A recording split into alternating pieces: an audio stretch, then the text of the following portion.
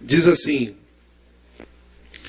portanto, nós também, que estamos rodeados de uma tão grande nuvem de testemunhas, deixemos todo o embaraço e o pecado que tão de perto nos rodeia e corramos com paciência a carreira que nos está proposta, reservada, preparada.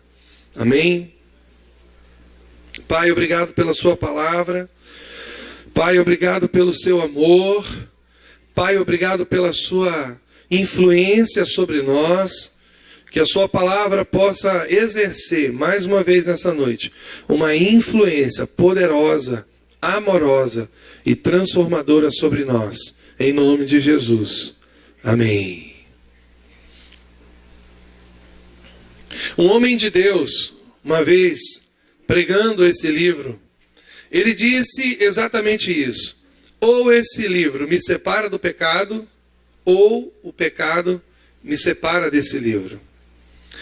E essa tem sido a verdade mais comum além dos tempos.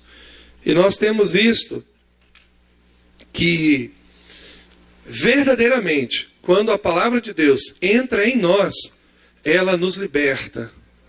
A verdade é a palavra é a verdade. Não existem muitas verdades, e nem todos os caminhos levam ao céu. Existe um único caminho, nós conhecemos. Jesus disse: eu sou o caminho, a verdade e a vida. Ninguém vem ao Pai senão por mim. E nós conhecemos a palavra que diz: conhecereis a verdade e a verdade vos libertará. Quando nós somos expostos, quando nós entramos em contato com a palavra, ela nos liberta, ela nos abençoa, ela nos transforma. E nós precisamos perseverar, continuar. E a palavra de Deus, ela estabelece regras, preceitos, ordenanças, mandamentos. E quando Deus faz isso, quando Deus estabelece essas regras, essas ordenanças, esses preceitos, esses mandamentos, tudo isso é para o nosso bem, não para o nosso mal. Quando Deus fala que há caminhos que parecem bons, mas o seu final são caminhos de morte, Deus está falando isso para o nosso bem. Alguém tem alguma dúvida de que a direção de Deus, a orientação de Deus é para prejudicar alguém, é para destruir alguém? Não, amados. A direção de Deus, a vontade de Deus, a palavra de Deus, os mandamentos do Senhor, os preceitos do Senhor, não é? Tudo isso é sempre para o nosso bem. E talvez alguém possa questionar, não é? Questionar a direção de Deus, questionar os preceitos do Senhor, mas por que Deus estabeleceu isso? Para que Deus estabeleceu isso? Nós vivemos em outra época, em outro tempo. E nós não sabemos que Deus estabeleceu tudo isso, tudo que está aqui, todos os preceitos, todos os mandamentos, todas as regras que estão aqui, são sempre para o nosso bem. Às vezes nós confundimos as regras. Às vezes nós entendemos que aquilo que não é regra, e aquilo que é regra não é regra. Nós confundimos um pouco as coisas. Mas se você for uma pessoa cuidadosa, se você for uma pessoa que está estudando, lendo a palavra, observando a palavra, você vai receber, você vai discernir. Você vai aprender a discernir entre o bem e o mal, entre o certo e o errado, entre o caminho e o atalho, entre a porta larga e a estreita, entre o céu e o inferno. Hoje à noite, eu queria falar sobre algo que tanto nos atrapalha. Eu queria falar sobre libertando-se de pecados habituais. Está aí no boletim, depois você pode olhar melhor em casa. Se nós olharmos, observarmos, prestarmos atenção nesse texto, ele diz assim: deixemos todo o embaraço e o pecado que tão de perto nos rodeia,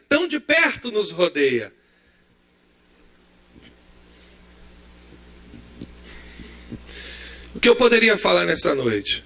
Que é próprio da natureza humana, está rodeado, é próprio da natureza do homem, está rodeado pelo pecado, da natureza humana, está rodeada pelo pecado.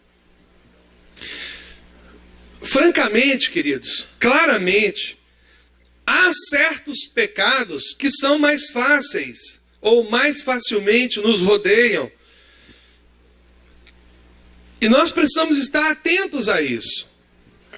Cada um de nós, eu e você, cada um de nós possui, a gente tem em nossas próprias vidas certa propensão para certos tipos específicos de pecado. Cada um de nós. A Bíblia diz que cada um é atraído e tentado pela seu próprio desejo, pela sua própria concupiscência. Então, muito dessa propensão acontece porque talvez no passado nós cultivamos hábitos, atitudes pecaminosas, as quais agora nos atormentam, nos atrapalham, nos assombram, mesmo após a salvação.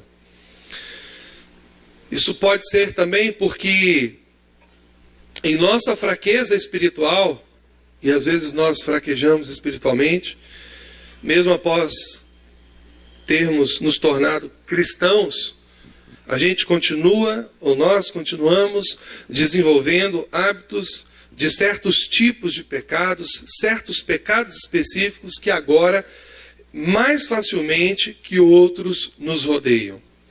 A orientação bíblica é muito simples. E é sobre isso que eu queria falar ao seu coração. Eu não, mas o Senhor falar ao seu coração nessa noite. É certo também que para cada cristão há certos pecados que facilmente nos capturam. Mas também é verdade que, em geral, aqueles pecados facilmente nos rodeiam. Então, há pecados que nos capturam e há pecados que nos rodeiam. Nem todos os pecados nós podemos chamar de nossos pecados pessoais, porque é importante a gente entender, eles nos rodeiam, eles podem nos oprimir, os nossos pecados habituais, pecados que praticamos e pecados então confessados, então cometemos de novo e confessamos, então cometemos de novo e confessamos e vamos dessa maneira vivendo a vida.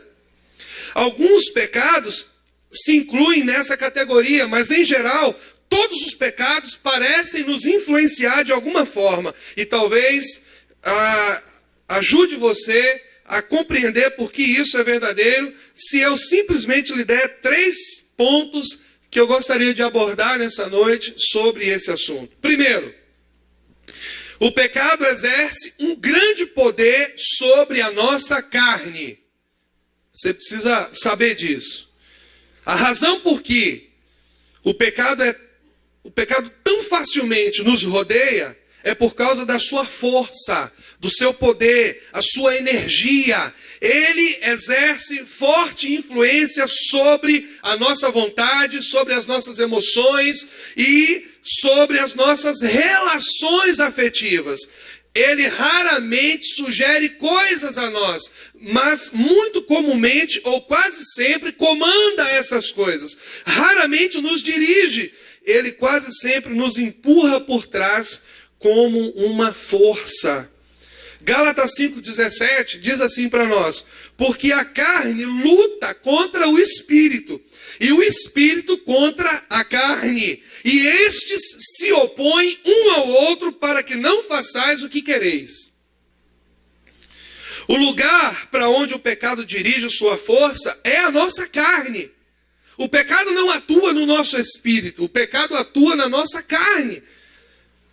Então, o pecado exerce um tremendo poder, uma tremenda força sobre a nossa carne. É uma força muito poderosa e que encontra em nossa carne um aliado muito desejoso, um ambiente muito propício, muito receptivo.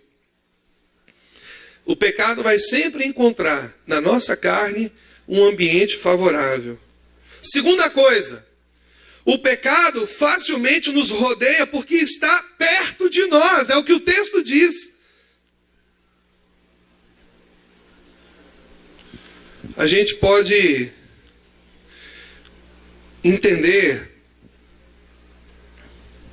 o pecado, ele exerce uma força, mais que somente uma força, poderosamente, seu caminho do exterior para a nossa carne, ele força o seu caminho em nossa carne de dentro muitas vezes, principalmente dos não convertidos. Dentro da natureza, existe uma natureza, aqueles que não estão em Cristo possuem uma natureza pecaminosa, e essa natureza é uma força dentro dessas pessoas. Ele é íntimo, de fato, é a própria natureza. Uma pessoa pode se tornar um monge e ir para uma caverna. Ela continuará convivendo com o pecado dentro dela se ela não tiver uma experiência de transformação e de regeneração com Jesus Cristo. Jeremias 13, 23 diz assim: pode o etíope mudar a sua pele, ou o leopardo as suas malhas? Então podereis também vós fazer o bem, habituados que estáis a fazer o mal?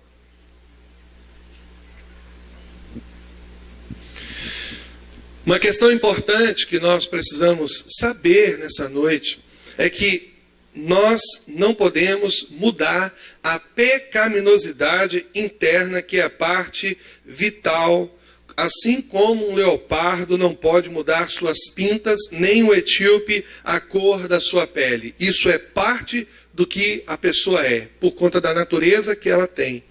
O pecado é muito poderoso e ele encontra um tremendo aliado na sua carne. Ela é caída e ela mesma tem agora uma propensão de cometer pecados. O pecado está muito próximo. Jeremias diz, seu coração diz, Jeremias 17, 9, é enganoso. Ele é mais enganoso que qualquer outra coisa e desesperadamente corrupto. E há também um terceiro componente que torna o pecado tão facilmente embaraçado em nossa vida. O pecado não sobrevive separado, mas está entranhado em todos os nossos motivos, em todas as nossas ações. O pecado é poderoso, o pecado está perto, de fato, ele está em nós, mas ele não está categoricamente separado. Você não pode desenhar uma linha divisória e dizer, bem, aqui é onde a minha justiça termina e aqui é onde a minha pecaminosidade começa. Isso não existe. Ele tem uma forma de tecer em si mesmo, dentro da fábrica de todas as nossas regras, de todos os nossos motivos, de todos os nossos pensamentos, de todas as nossas ações, ele se embaraça. A Bíblia diz que ele se embaraça com os nossos propósitos, em nossos planos e até mesmo nos seus melhores votos. Mesmo os seus melhores votos estão misturados com o pecado. Ele está emaranhado em nossas vidas. O pecado está emaranhado. Romanos 7, Paulo exclama, miserável homem que sou. Por quê? Porque não importa o quanto eu tente, eu não poderei desembaraçar a mim mesmo do pecado. Você não vai conseguir se desembaraçar sozinho do pecado.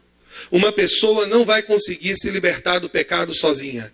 Ela não vai conseguir sair de uma situação de pecado, dos seus pecados, das suas iniquidades sozinha. A pergunta é, como nós fazemos isso? Como nós nos libertamos? Como nós conseguimos?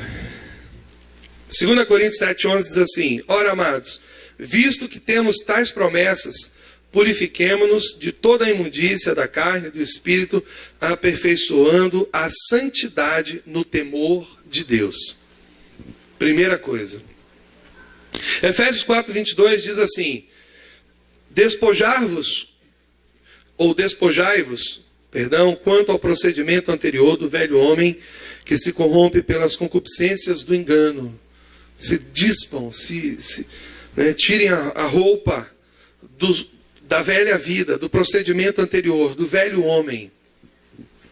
Romanos 6, 12 a 13 diz assim: não reine, portanto, o pecado em vosso corpo mortal, para obedecerdes às suas concupiscências. Nem tampouco apresenteis os vossos membros ao pecado como instrumentos de iniquidade, mas apresentai-vos a Deus como redivivos dentre os mortos, e os vossos membros a Deus como instrumentos de justiça.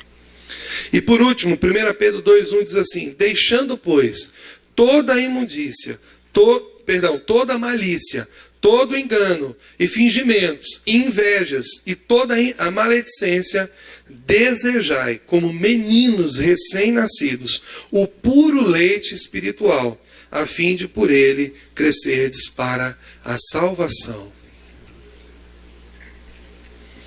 Nós somos frequentemente orientados a deixar de lado. Como fazemos isso? Como é que a gente deixa de lado uma coisa que está presa, está emaranhada, está entretecida dentro de nós? De modo prático, nós podemos dizer, como já sabemos, que esse é um trabalho do Espírito Santo em nós, e se você andar no Espírito, não vai cumprir os desejos da carne. Andai no Espírito. A Bíblia fala, andai no Espírito. Nós precisamos tomar algumas atitudes. Não é a gente, é o agir de Deus na gente. Não somos nós, é o agir de Deus em nós. E nós precisamos compreender isso nessa noite. Às vezes nós vivemos presos, amarrados, mergulhados no pecado, porque nós não tomamos uma atitude de andar no Espírito. E o chamado de Deus para nós é andar no Espírito. Nós damos todo o crédito ao Divino Espírito Santo, ao Senhor Deus Espírito Santo. Mas há também uma responsabilidade que é nossa, a fim de colaborarmos com o Espírito também. E como podemos colocá-lo de lado? A Bíblia fala que nós podemos extinguir o Espírito, colocar de lado, abafar, tirar a sua ação sobre nós. Sabe, amados, nós precisamos, debaixo da unção do Espírito, fazer um pacto com Deus, no sentido de seguir determinados passos na nossa vida, passos necessários para colocar o pecado de lado, e uma ação preventiva, e não somente uma ação remediadora de confissão. Deus tem falado muito isso ao meu coração. Nós erramos porque, na maioria das vezes, nós nos preocupamos com o remédio e não com a prevenção. Nós somos muito instruídos com a medicina curativa, não é? E nós somos poucos instruídos com a medicina preventiva, não é verdade? Nós deixamos o carro quebrar para depois consertar, não é? Nós deixamos as coisas acabarem para depois suprirem. Nós somos assim, nós fazemos isso. Eu acho que se eu fizer essa pergunta aqui, poucas pessoas vão levantar as mãos, mas a maioria de nós é assim. A gente deixa a gasolina chegar lá na reserva, para depois a gente abastecer. Não é assim que a gente faz? Quantos aqui, quando a gasolina chega no meio do tanque, vão lá e abastecem de novo? Quantos fazem isso aqui? 1, 2, no universo de 200, 1, 2, 3. Eu vi 3 levantando as mãos. Mas a maioria não faz isso. E eu não sei se você sabe, mas quando a gasolina está no meio do tanque, e você enche o tanque, você economiza mais. A gasolina consome menos, porque o chacoalhar é menor, não é? E a gente não faz isso. A gente sempre deixa acabar para depois suprir, para depois encher.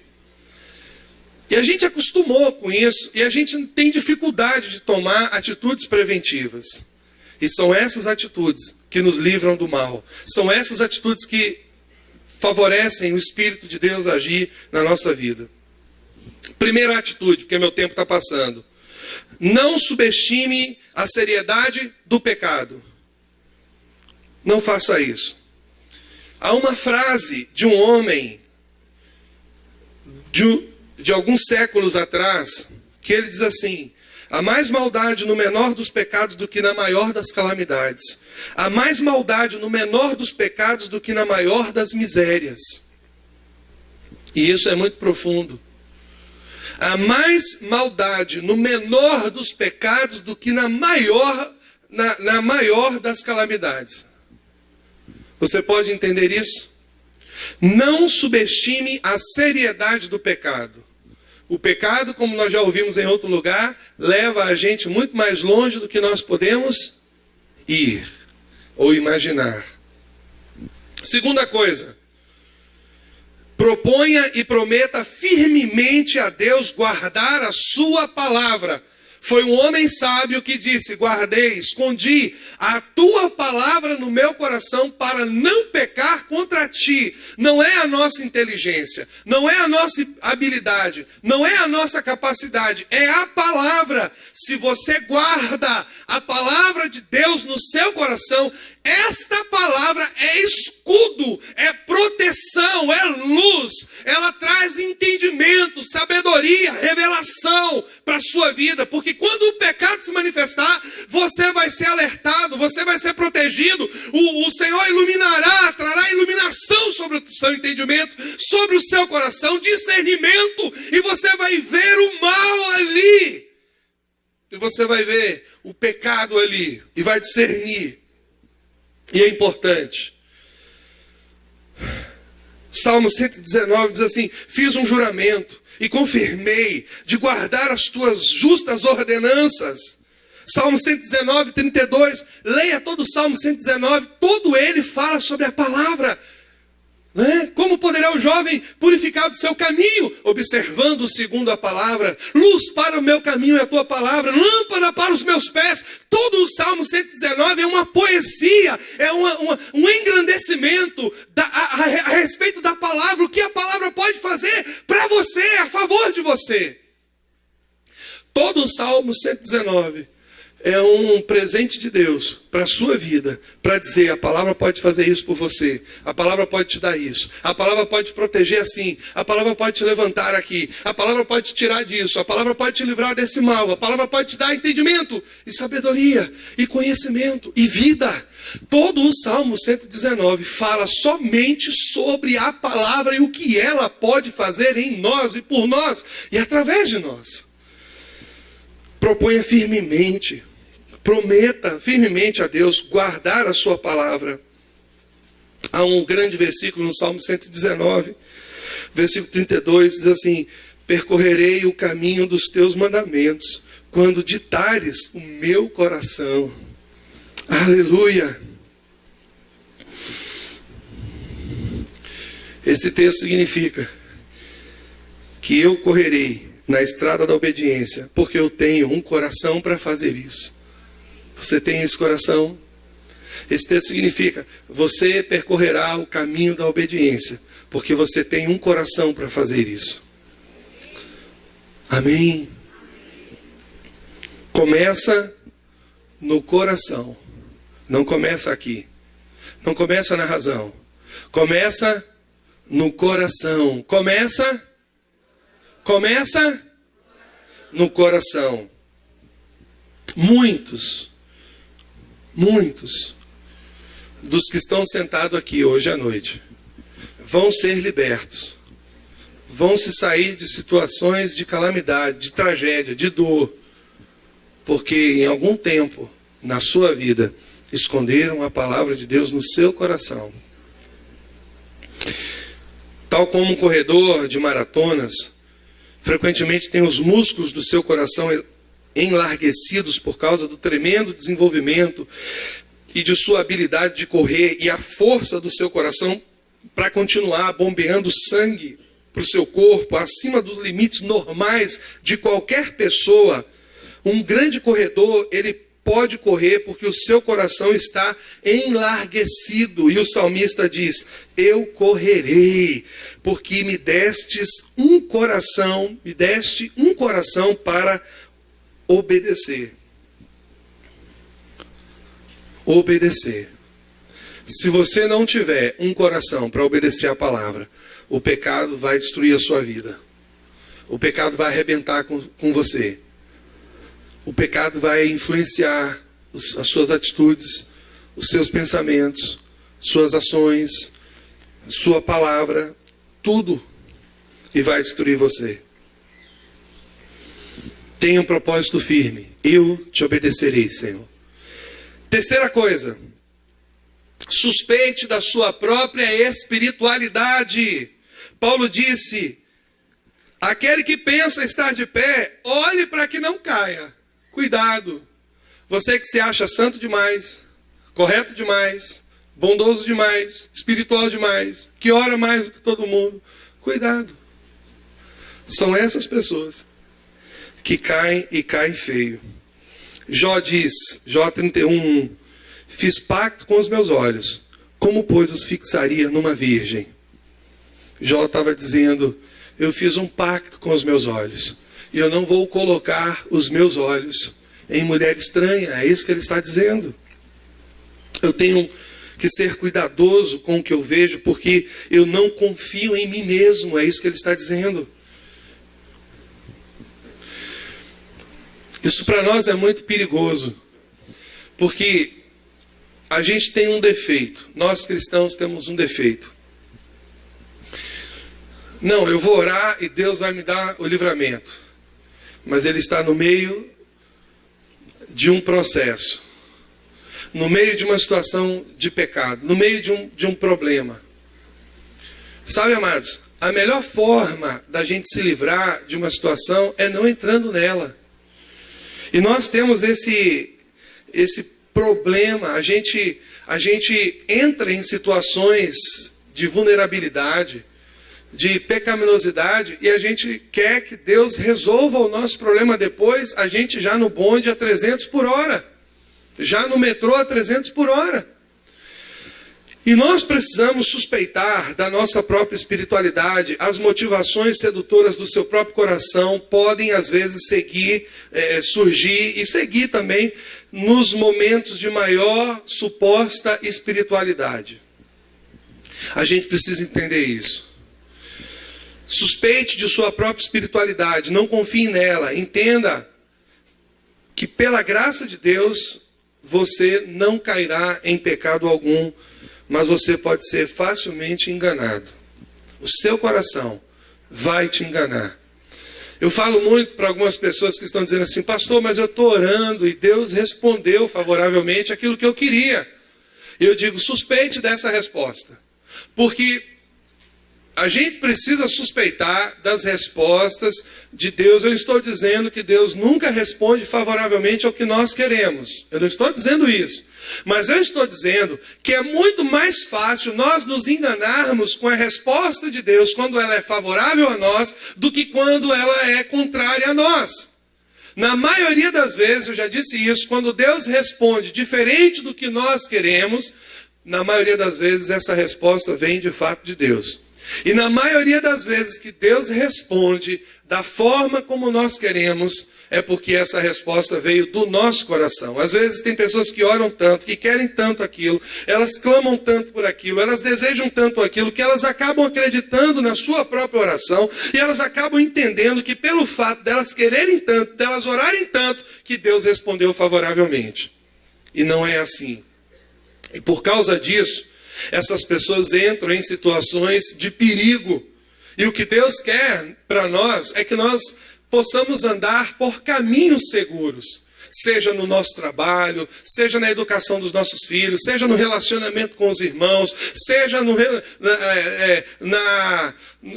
relacionamentos, né, de namoro, de casamento, seja com relação à mudança de trabalho, de emprego. Tem pessoas que pensam isso: porque Deus está falando, Deus direcionou, e é exatamente o que eu queria. E a gente tem que tomar muito cuidado com isso, amados.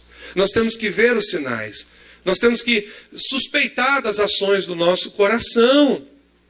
Nunca das ações do Espírito, mas sempre das ações do nosso coração. Quarto, resista ao primeiro sinal da carne e seus prazeres. Não tente parar o processo perto do fim. Pare-o antes de começar. Tiago diz uma coisa interessante. Observa um processo. As pessoas são tentadas quando são atraídas e engodadas pelos seus próprios desejos carnais. Ele diz, então a concupiscência, havendo concebido, dá à luz o pecado. E o pecado, sendo consumado, gera a morte. É um processo. Se você deve pará-lo, pare-o antes da concepção e não no momento do nascimento. Não após o período de gravidez e quando já é hora de nascer. Você deve resistir e se opor aos primeiros sinais da carne e seus prazeres. O pecado vem até você prometendo prazer. Sempre é assim. Mas o seu alvo não é satisfazer a carne, mas agradar ao Senhor. Amém? Quinto, medite na palavra. Há um maravilhoso versículo no Salmo 37, versículo 31. Parece um pouco obscuro, mas ele é realmente muito importante. E veja o que ele diz. A lei do seu Deus está em seu coração. Não resvalarão seus passos. Olha que coisa tremenda. Quando um coração é controlado pela palavra, os seus passos não vacilam. Se o seu coração for controlado pela palavra, você não entra em caminho errado. Você não entra em negócio errado. Você não entra no relacionamento errado. Você não entra em vícios, em pecados, em situações que expõem a sua santidade, a sua espiritualidade, o seu coração, a sua segurança. Ouça a voz do Senhor que está falando ao seu coração. Ouça a palavra do Senhor. Preste atenção. É isso que ela diz. A lei do seu Deus está em seu coração. Não resvalarão os seus passos. Oh, aleluia! Aleluia! Deus fala com a gente. Deus fala com a gente. Em todos os aspectos. Em todos os sentidos. Em todas as circunstâncias. Em todos os problemas. É assim. Deus fala com a gente. A gente foi comprar um carro, eu e Viviane. E aí eu já disse isso aqui. E eu aprendi, tem que ouvir a voz do testemunho interior, tem que ouvir a voz de Deus. E o carro estava lá, me compre, me compre, me compre, me compre, me compre. Falei, Viviane, se a gente não sair daqui, a gente não vai ouvir a voz de Deus. Quando nós saímos daquele lugar, Deus falou comigo, não é esse carro que eu tenho para você. Esse carro é caro, você não precisa dele agora. E Deus começou a falar, olha, Deus começou a falar, eu tenho algo melhor para você. Eu tenho algo mais barato para você. E foi quando a gente comprou a Tracker. Sabe quando eu me apertei para pagar a Tracker? Nunca. Sabe o que Deus falou no meu coração? Que o melhor carro é aquele que Ele nos dá. O melhor marido é aquele que Ele nos dá. O melhor namorado é aquele que Ele nos dá. O melhor emprego é aquele que Ele nos dá. Nós queremos, mas Deus tem algo melhor para a gente. Às vezes o que a gente quer se alinha com o que Deus quer. Mas quando não alinha, quando não é o que Deus quer, pode ser o mais bonito, pode ser o mais atraente. Era um carro bonito, não era? Preto, alto, moreno, diz a música. Bonito, alto, moreno e sensual. Não tinha negócio desse aí? Era um carro assim, rapaz, bonito. O carro era lindo, sensual. Estou falando brincando, claro. Negócio de sensualidade. O carro era bonito. Quando a gente saiu dali, Deus falou, não é esse. Não é esse, Paulo. É caro. Não pague esses juros, meu filho. Não tenho isso para você. A gente comprou a Tracker por 10 mil a menos. 10 mil a menos. Eu paguei aquele carro todos os meses, certinho. Juros lá embaixo. Tudo bacaninha. Até nisso. Eu já estou encerrando. Versículo 11. Escondi a tua palavra no meu coração, para não pecar contra ti. Quanto mais você medita, quanto mais você estuda, quanto mais você lê a palavra, você verá que ela lhe controlará. E quando vier alguma atitude de pecado ou desejo de pecado, você verá que a palavra de Deus agirá com resistência. Isso é importante a gente saber. Sabe quem é que resiste, quem é que se opõe ao pecado? É você? É quanto tempo você tem de vida cristã? É quanto tempo você tem de idade? Porque eu já tenho 60 anos, eu sei o que eu estou fazendo. Não. Não. Não é não. Porque tem gente mais velha que a gente que está caindo e está se arrebentando. É a palavra que é escudo. Por isso que a gente entende que Davi fala, escudo é a palavra.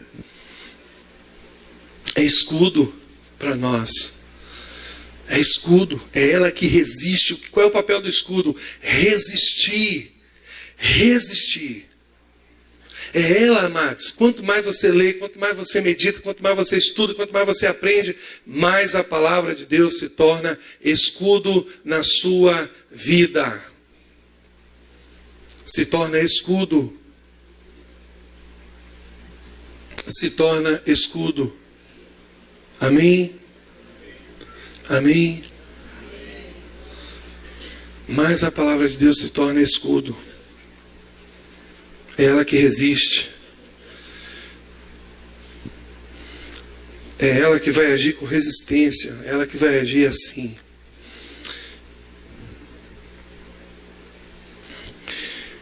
Eu acredito que existem mais dois outros aspectos.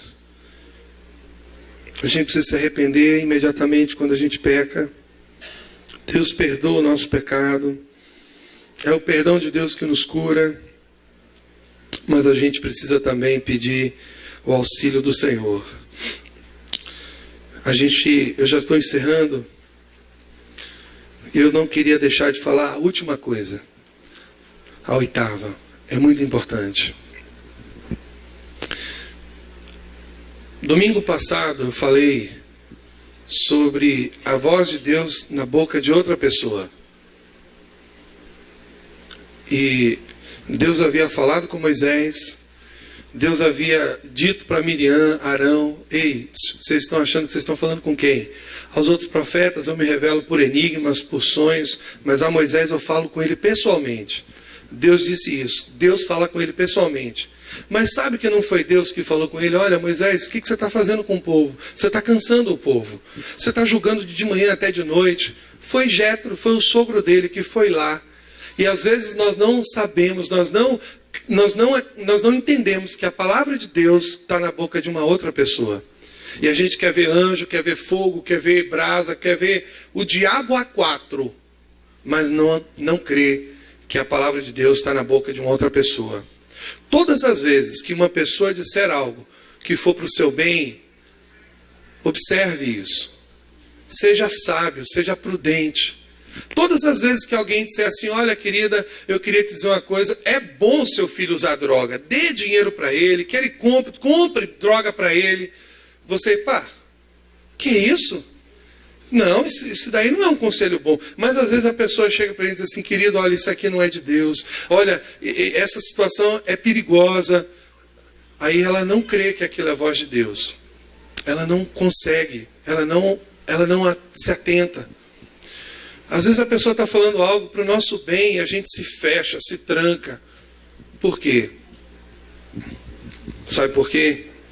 Porque nós queremos a nossa vontade. Moisés era líder, falava com Deus pessoalmente, e Deus falou com Moisés assim, olha, você precisa de pessoas, Moisés. Eu vou levantar Jetro para te ajudar. E Jetro vai lá e dá um conselho para ele que até hoje funciona na igreja. Divide em grupos pequenos, levanta líderes sobre eles, e essas pessoas vão te ajudar a cuidar do povo, a pastorear o povo, a julgar, né? E o oitavo é exatamente isso. Estabeleça relacionamentos com outros discípulos que possam incentivar seu crescimento espiritual. O pastor Carlos Roberto fala algo interessante. Pior que eu, já basta eu. A gente não deve, sabe, amados, ficar julgando as pessoas. Fulano é melhor que eu, fulano é pior do que eu. Não é isso que eu estou falando. Mas às vezes nós não andamos com pessoas que nos confrontam. Nós não gostamos de andar com essas pessoas. Às vezes nós não gostamos de andar com pessoas que dizem não para nós. Não é assim, não está certo. Não, a gente quer andar com pessoas que não confrontam a gente, que não nos orientam, que não nos admoestam. Nós não queremos andar com essas pessoas. E são essas pessoas que têm voz de Deus para nós. Estabeleça relacionamentos com outros discípulos que possam incentivar o seu crescimento espiritual. A Bíblia diz, levai as cargas uns dos outros. A Bíblia diz, assim cumprireis a lei de Cristo. A Bíblia diz, fitando os olhos em Jesus, autor e consumador da nossa fé, o qual pelo gozo lhe está proposto, suportou a cruz, desprezando a vergonha, a ignomínia, e está assentado à direita do trono de Deus. Considerai, pois, olha o que ele está falando, aquele que suportou tal contradição dos pecadores contra si mesmo, para que não vos canseis, desfalecendo em vossas almas, ainda não resistis até o sangue, combatendo contra o pecado. Ele em tudo foi tentado, mas ele não pecou, ele não falhou, ele nunca cedeu ao pecado. Ele foi tentado pelo pecado até a morte e nunca caiu. O nome desse é Jesus. Nós precisamos dele. E às vezes a voz dele está na boca de um outro irmão. Está na boca de uma outra pessoa. Você precisa de pessoas à sua volta que lhe coloquem para cima e não para baixo. Irmãos que sejam seus cooperadores e amigos, que verão suas fraquezas para ajudá-lo e levantá-lo, e que demonstrarão o amor de Deus e o ajudarão a dar passos largos na fé. Se você tem uma pessoa que está lhe acusando, lhe colocando para baixo, só lhe condenando, sai fora dessa pessoa. Mas se você tem uma pessoa que lhe mostra o seu defeito e diz assim para você, você vai conseguir vencer isso aí, você vai dar um passo de fé. Ela lhe mostra o seu defeito, mas com amor, com jeitinho, com carinho. Ela diz assim, você é melhor do que isso. Colhe com essa pessoa. Ela tem o coração de Deus. Não adianta alguém revelar o nosso pecado e nos colocar lá embaixo. Não. Tem que nos mostrar as nossas dificuldades e mostrar um caminho melhor. Nos levantar, nos motivar. Estabeleça relacionamentos com outros discípulos que possam incentivar o seu crescimento espiritual. Às vezes nós temos na igreja relacionamentos de amizade, mas não contribuem muito para o nosso crescimento espiritual. Nós também precisamos de relacionamentos que contribuem para o nosso crescimento espiritual. E às vezes essas pessoas vão dizer para a gente assim, olha, isso aí que você está fazendo está errado, não vai te ajudar. Isso aí que você está fazendo vai lhe matar, vai atrapalhar a sua vida. E isso é bom. Vamos ficar de pé? Vamos orar?